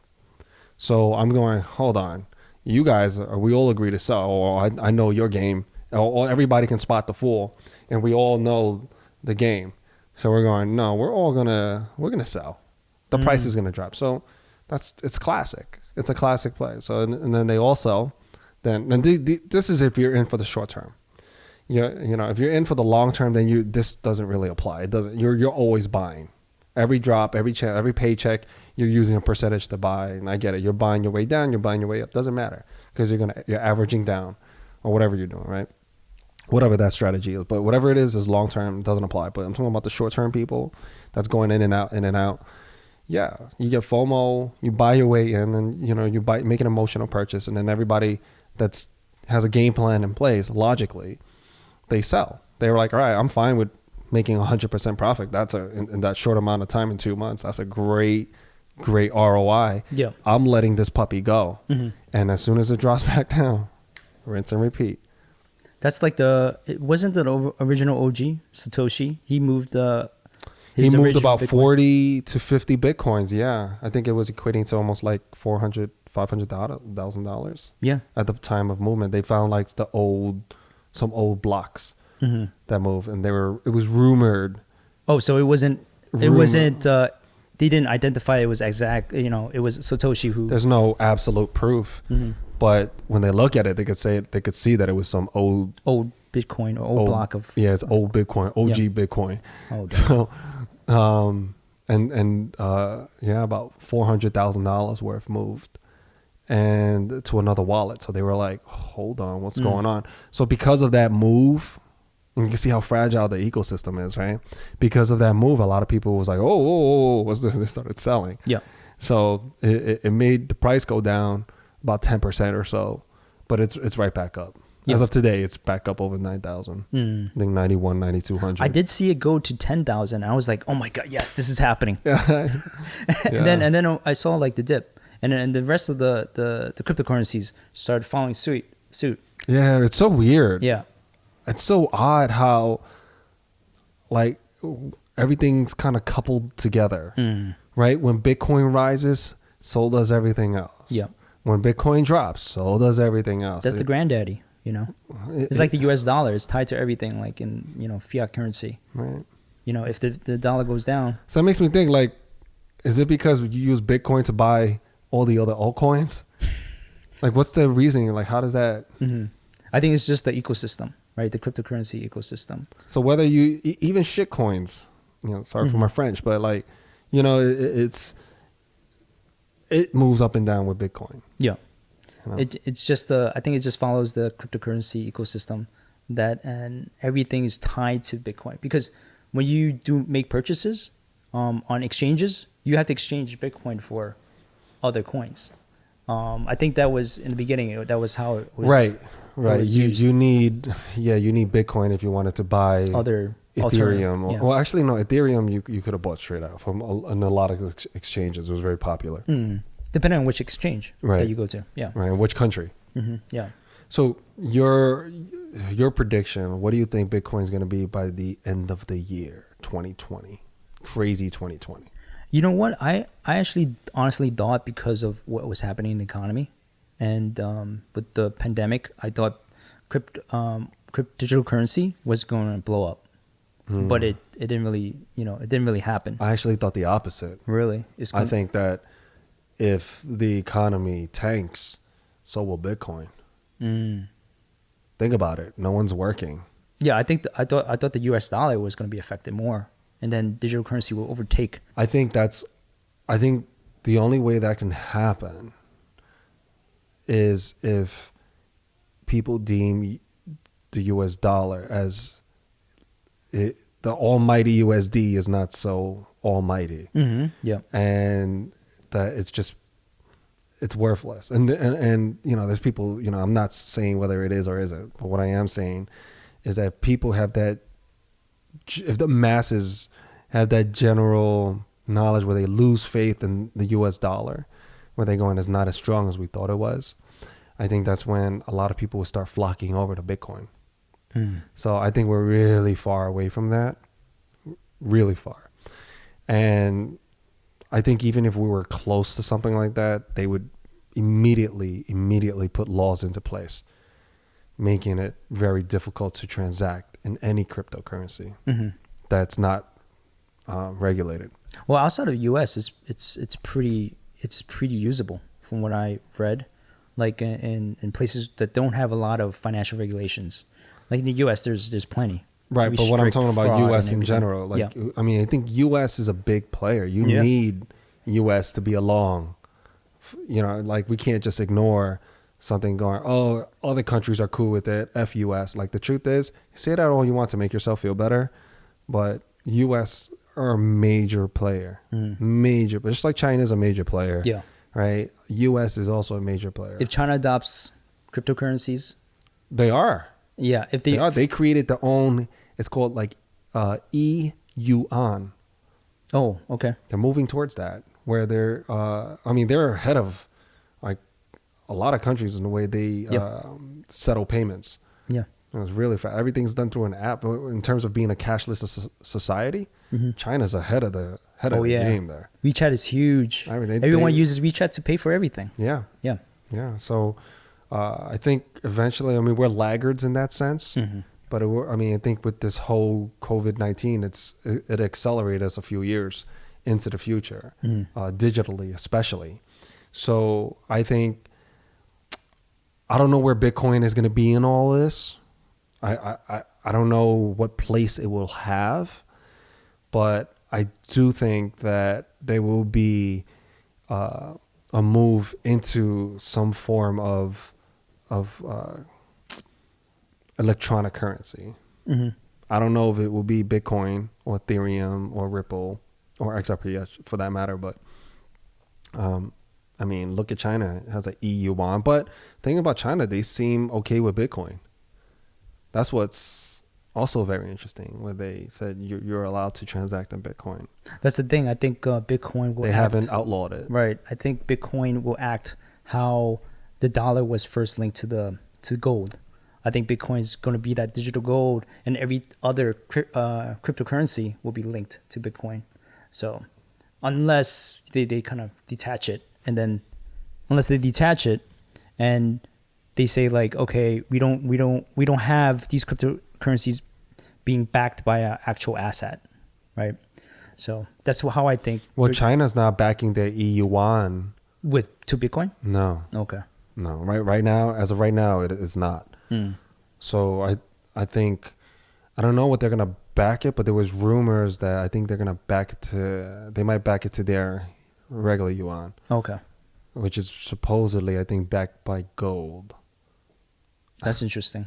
Or the fiat. I think most fiat has to be backed by some type of commodity. The U.S. dollar hasn't been backed by an actual physical gold for years now, for decades. So, that's why the U.S. the U.S. government can print as much. But wouldn't that fiat depreciate cash. the value of your dollar? It would inflate everything. That's why there's so much talk about inflation right now, because the U.S. is pumping out more money, fiat money, to stimulate the economy. So that's something we have to worry about. How do you feel about UBI? UBI. Because essentially they would, if it keeps going the way it is right now, they're going to have to keep printing money in order to give people universal basic income. It's not going through like like as of right now, Andrew Yang's plan, where he's saying add an Tax the tech. additional, add an additional value added tax on tech companies that are profiting off of this. So they are, as of right now, all of the stimulus that's been given or any talks of UBI, it looks like it's going to have to come from the Fed printing money. That would suck, because if you do UBI right now and not do it correctly without a plan, like let's say Andrew Yang's plan, but I'm not saying his plan is perfect. I'm just saying that he had an idea to back UBI with, other forms of funding, right? So if you're just printing money just to print money, that's not a good thing for the economy. It's going to tank. It's going to do more harm than good, basically. But I do believe that we should have some form of UBI in this scenario right now. But the process has to be the right process. Do you think, $1,000 a month? Oh yeah, definitely help people. It might not help people who are, right now, people who are certain tax bracket, but I'm talking about people who, they have their families, they're making minimum wage. That's going to really help those people prolong and stabilize their household, right? So, I mean, $1,000 a month is good, but I think $1,500 a month would be better. Yeah, but where are we going to get all this magic money? That's the thing. What I'm saying, you have to have that. First of all, I don't think they're going to print money, 1,000, 1,500, whatever it is, every month. I don't see that happening. That won't work. I don't see that happening. Yeah. I don't see that I just don't see it happening until they come up with a plan. Or, I mean, if we look at our presidential candidates, that's going to be coming up in the next election. I mean, it's going to be Trump versus Biden. Yeah. And the way it appears that neither of them are going to be pushing towards a UBI as of now. Yeah, I haven't heard anything. So I don't think that's going to happen. But do I agree with it? Absolutely. I love Martin Luther King, Andrew Yang, advocacy for this idea. I think it's a great idea. We just need to figure out where the money's going to come from. Yeah. I think that's the main thing. We need to figure out where I think it'll help so many people. You know what I mean? There's like, if you look at how, we worry about dental care, right?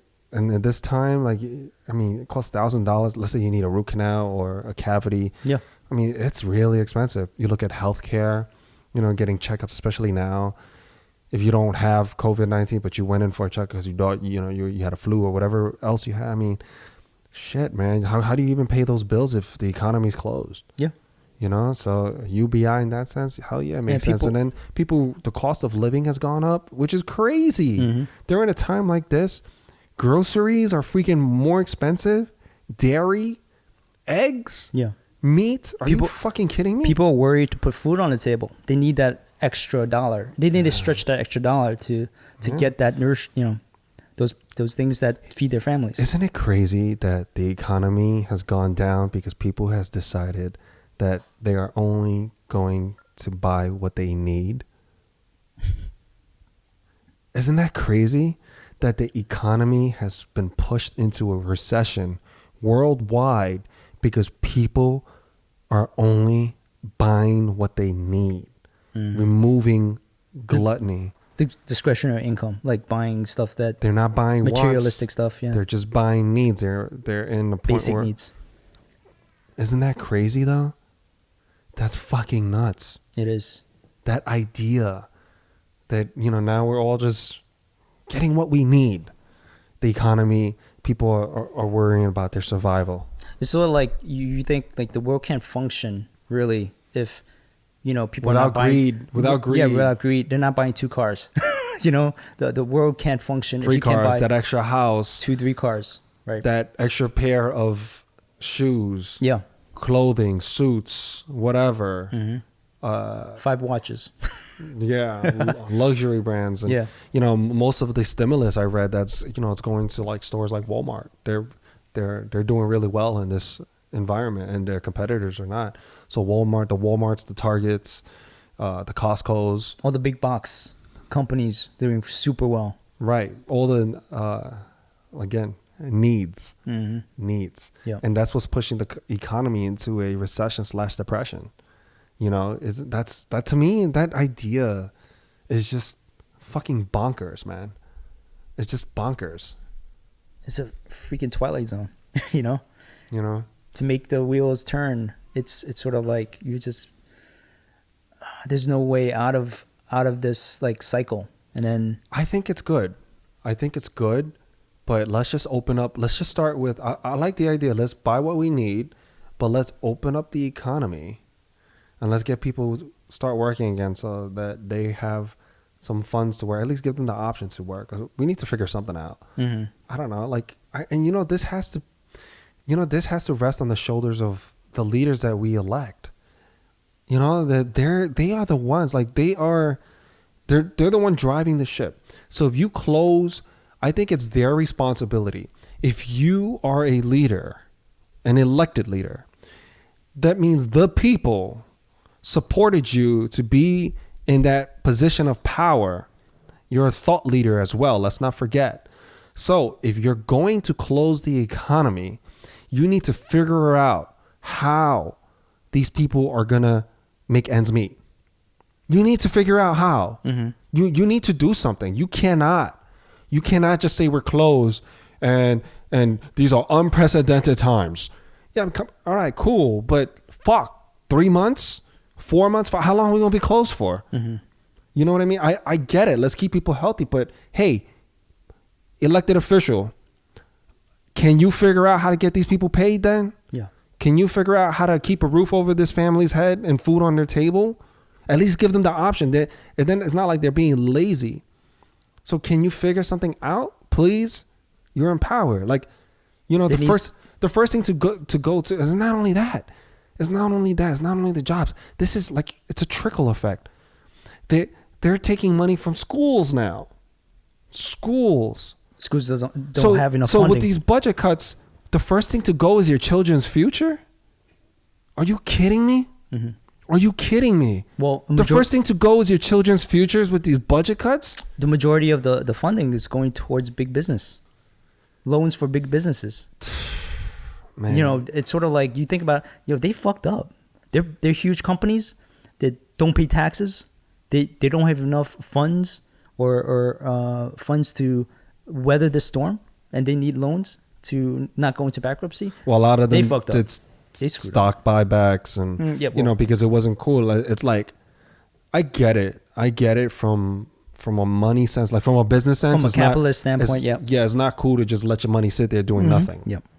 Right. Reinvest it. So what's the quickest way to look like a good CEO? Right. Because the whole point is to raise the stock price. So how do you raise stock prices? What's the easiest way to raise stock prices? Stock buybacks. Yeah. Inflate. That's sort of like that's a Bitcoin avenue. Avenue right there. You know, that's whatever. That's stock right there. You know, so without actually having sales go up or business go up, it appears that way, at least to your shareholders. Yeah. So, and then guess what? Stock price goes up. CEO gets a major kickback. Yep. You get a nice little bonus, like little incentive, little parachute money there. They already have the parachute regardless. Golden parachutes. They already have a golden parachute, but it's just an additional incentive, an immediate one, where if they hit those numbers, they get performance boosters. They can reward themselves really, really generously. Yeah. So, but I'm not talking about them. I get that game. I get it, man. You're going to do, if it's, I can't say that I wouldn't do the same, right? I mean, it would be actually irresponsible of me. If it's perfectly legal and I'm able to do something where, to raise the shareholders' value, then that's their job. Right. It's just, that's the way it is in the business world. So fine. I'm not going to judge them. I'm not going to judge the big corporations for that.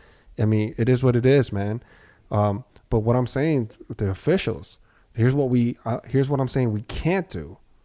We cannot take money from schools. It's already bad enough, but we cannot do that. We cannot, we cannot take away our children's future. We cannot. That's just a bad plan. Invest less into kids. We can't do that. We just, We just cannot. It's already a detriment that they're not in school already. You know, We they're cannot not, do that. They're not in that learning environment. Right. You know, it's And already a then detriment to their growth. Here's another thing we can't do. We cannot shut down businesses and not find a way to put these people back to work. Mm-hmm. We cannot. Like, we cannot. And so I'm not saying that these elected officials are going to be super bright and figure it out. What I'm saying is that you have the power to ask people who are super bright to be around you to help you figure it out. Mm-hmm. A team, a think tank, and then just figure out together how to get your town going, or how to get your city going, or how to get your state going, how to get your country going. Like, you got a lot of smart people, and then let's work together. I mean, yes, I know it's not that easy, you know, because people have other agendas, and it's election season. They're going to try to, you know, there's their political games, the little political games, but at what cost, man? At what cost? Eventually, we have to draw the line somewhere, man. Yeah, you're dealing with people's lives. So, but going back to Bitcoin, you asked me for my prediction. Yeah. Okay. I didn't give it to you, but I think I'm hopeful, but I'm not. I want to be realistic. So I think at the end of the year, because if this economy it doesn't get back on track, it's not gonna blow up. So I think it's probably gonna. I hope 15,000 for Bitcoin. That's a conservative estimate that I have. So we've seen it break 10,000, but by the end of the year, I'm hopeful. Yeah. 15,000. How about you? I'm gonna say, because it's 2020, that it's gonna go over 20,000. Interesting. Yeah. That's okay. Yeah. People will probably like push it, And people are gonna want a reason. Yeah. But Bitcoin doesn't have a fucking reason. That's the thing. You know, you can look at, you know, technical analysis charts all you want, and I get it. But a lot of time, Bitcoin, that goes out the door right now. It just fucking moves. You just get a couple of whales and they move that. I mean, so, you know, I don't know what these whales are going to do. But what you know, there's going to be a certain appetite to make money for these wealthy people. They're not going to try to lose money in this fiscal year. It's a game. It's a numbers game, and they're going to want to keep their numbers up. If you look at any video game, you're going to want to win this video game. Yeah. So I think because of that, if I think of it in that parallel where it's a video game, and I think that these people think of this like a game, so there's no difference. You're going to want to win. And if right now the money's just not there on the stock side, it's not there on the business side, if you own businesses and it's down a large part of your portfolio is down, and a couple of people come to you with a good idea, I think Bitcoin's going to go down a little bit. They're going to jump in, and then they're going to really wait, and then something's going to happen. I don't know what. I don't know the details, but I just think something's going to happen to push Bitcoin over $20,000. And I think it's going to happen in a matter of weeks. Oh, really? You think it's going to be like a spike instead of a gradual? Man. No, I think it'll be gradual, but I think it's not going to be overnight, but I think it's going to be like within a week or 2 weeks. Like you're going to go where it's like just bonkers. It's like, for example, Bitcoin's going to 10,000, 10,500, 11,000, 11, 12, 13, 13, And it's 14. gonna Do I have stay- 15? Do I have 15, 16, 16, 17, 17, 18, And it's going to stay 19, up there steady for the rest of the year until the end. Oh, no, I think it's going to fall off a cliff. Yeah. With anything else that goes up too high, Well, too fast. If it goes up too high, too fast, it will drop. It will drop. Generally, at the end of the year, people start selling off their investments. You can see that in the stock market, and it just tanks. You see it like December comes along. Oh yeah. You know, the earnings report comes out. It starts to dip, and then it rises in January. And right. you know, Well, tax reasons. yeah. I think I'm telling you. I think I see Bitcoin.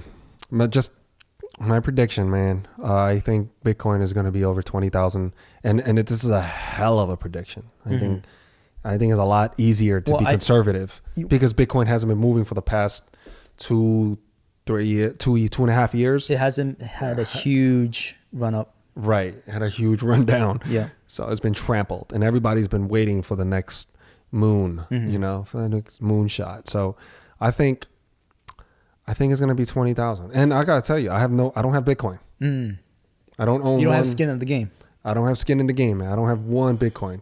I have skin in the game, but not too. Right, but if you were to ask me, I think Bitcoin's gonna be over 20,000 this year. I think our predictions are pretty close aligned. So we're both very conservative in prediction numbers.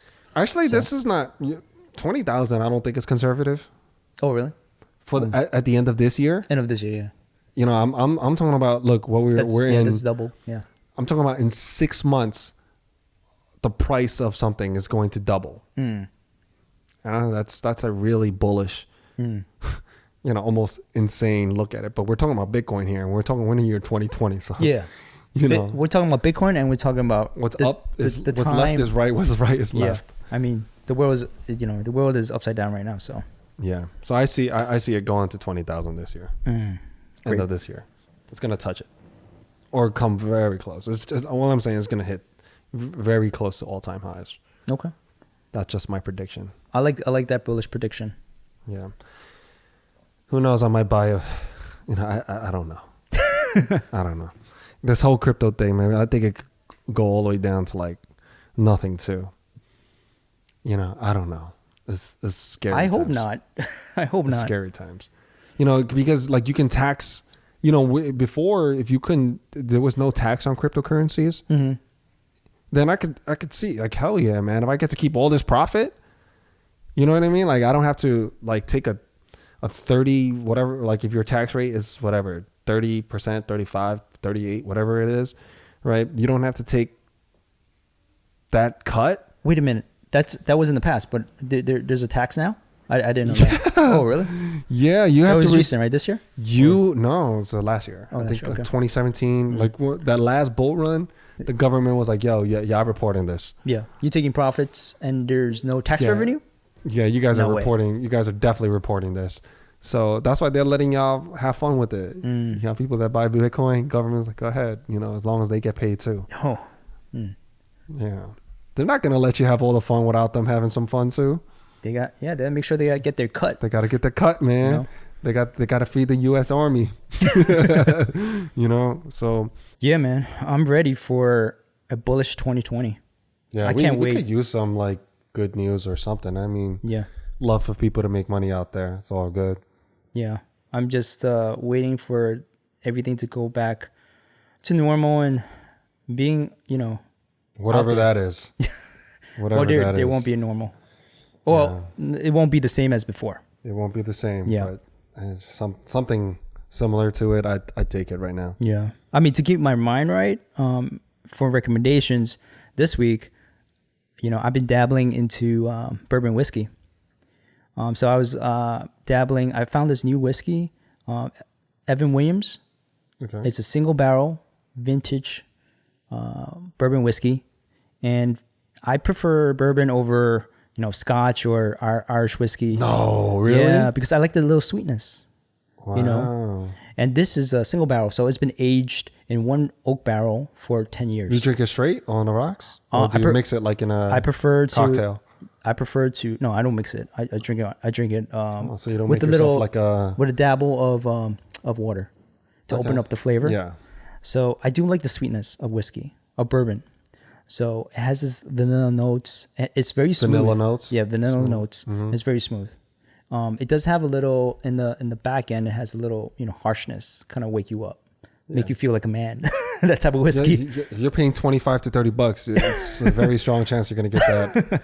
The initial, the entry level. I mean, the entry taste is like okay, but then the finish is gonna like. I had bourbon that have been like $80 price point, but it's super harsh. Yeah. But I think because it's a blend, the more you blend it, it's like course.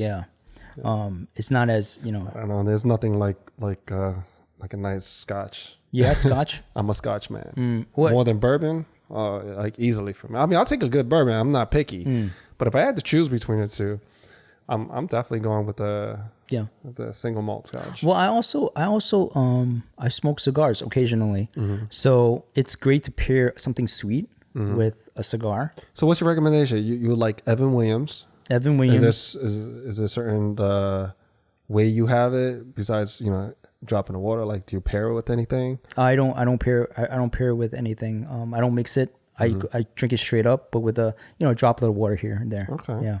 Okay. So I recommend if you are just enjoying the sun, enjoying the outdoors. If you have a deck, you have I think you can definitely just relax. It does relax you. How about yourself? What's going on? Well, I'm going to take it in a different direction, more health conscious kind of way. So, this quarantine, most people think, oh, it's a great opportunity. You have all this free time. And the problem with that is it's easy to get in a rut, in a mental rut. And because of that, everything else follows. The physical follows the mental, right? Or sometimes vice versa.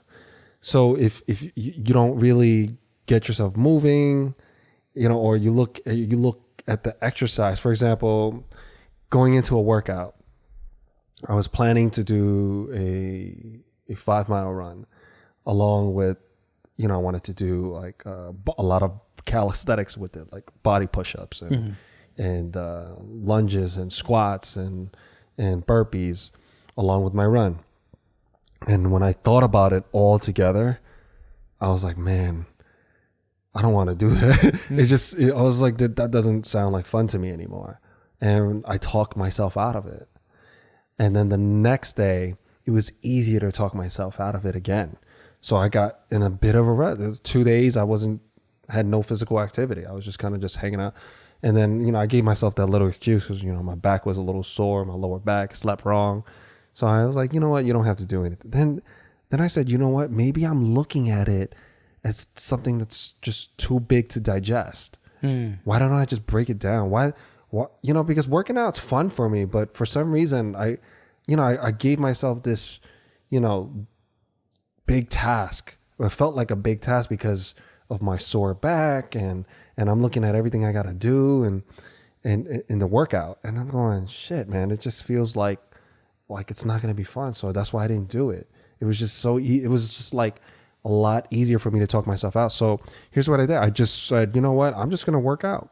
I'm going to run without any set goal. I'm not doing 5 miles. I'm not running for an hour. I'm just going to run till I don't feel like it anymore. The key for me is just to move so I don't feel like crap. Stay active. That's it. Yeah. That's it. And let me tell you what happened. So I just started running and I didn't do the full 5 miles, but that was okay. But here's what I did. I did more push-ups. I did more burpees. I did more squats. I did a lot more cardio that wasn't running, but I did, a lot of kicks, punches, and all sorts of movements. And it was a lot of fun. I just did whatever was fun. And I got myself moving and I got the wheels turning. And it led me the next day I was looking forward to it because I didn't have a set number that I need to hit to punish myself. And sometimes, some days, now since I've done that for the past week, sometimes I'll do more, sometimes I'll do less. But the key is that I'm consistent. I'm moving every day. That's the key. I'm moving every day. And because I'm moving, it has led a trickle effect where I'm not drinking at all. I haven't drank because I just don't want to. I want to have enough energy the next day for whatever reason. I don't want anything that's not going to support that movement, right? And I've been eating healthier. Alcohol is detrimental to your body. Oh, for sure. There's some people that can drink and work out. I know so many people like that. Yeah. But it does mess up your healing. It does mess up your muscle growth. So I want all of the residuals from working. I want all the benefits. I want the maximum benefits. I want to be able to heal faster so I can do more. So I'm not saying I quit alcohol for good, but I'm just taking a little break from it because I think my relationship with alcohol just needs a little break right now because I have other goals that I think that are more important. So my recommendation is, hey, don't put this like insane task in front of you. If you ain't up for that and you can't move and you feel like you're stuck in a rut, just get moving. Go for a walk. Do a couple of stuff. Maybe do 10 push-ups. Just see what it's like. Maybe do 20 jumping jacks and see where that takes you. Go out for a walk. Maybe go out for a jog and just say, I'm going to jog for 5 minutes and see what that does to me. And then take it from there. Just think about it one step at a time. I think when we look at the big picture, where we're like, oh, it's going to hurt. It's going to, it's just, it could turn us off, man. I think just do little things. Just do it every day. That's it. Just keep moving. Allow yourself some wiggle room to fail, but just do it every day. And if you do fail, don't feel bad about it. Just get back on the horse and start again. Because, hey, guess what? You woke up and you're still alive. You're still moving. Your hands work, your feet work, your legs, whatever you got, something still works, use it. You're still healthy, you know. That's what I'm saying. So that's, take it a day at a time, a minute at a time, and just keep moving forward towards something that will keep you healthy rather than staying still and allowing yourself to do nothing. I think that's the worst part, because you know it's not good for you and you feel guilty and you start feeling that defeat inside. So just move, even if it's a little bit. Mm-hmm. And I think that kind of you're turning that energy, even if it's taking small steps, like baby steps, right? You're taking that energy and you kind of, it fuels you. It's like momentum. Yeah. So you take that and it's gonna grow. Yeah, and I'll say exactly. You know, the first couple of days, the first 2-3 days might be very challenging, but if you're able to get over that hump, the fourth day is gonna be easier, fifth day easier, and as your body adjusts and it becomes easier, now you get to have fun with it. You know, because your body already adjusted. Your body's a beautiful thing, and it's going to adjust to whatever you're doing, mentally or physically. It will adjust, and it will make it easier the second, third, fourth, fifth time around. So once you get there, you can at least have some fun with it now. It doesn't feel like torture. And then you can maybe challenge yourself even more, switch the workout around. You know, go look for something else that makes you uncomfortable and start small. And, you know, get comfortable being uncomfortable. That's awesome. Yep. So with that being said, thank you guys for listening to us. We hope that you have a great week and the rest of your day. Stay safe out there. Lucky boys out.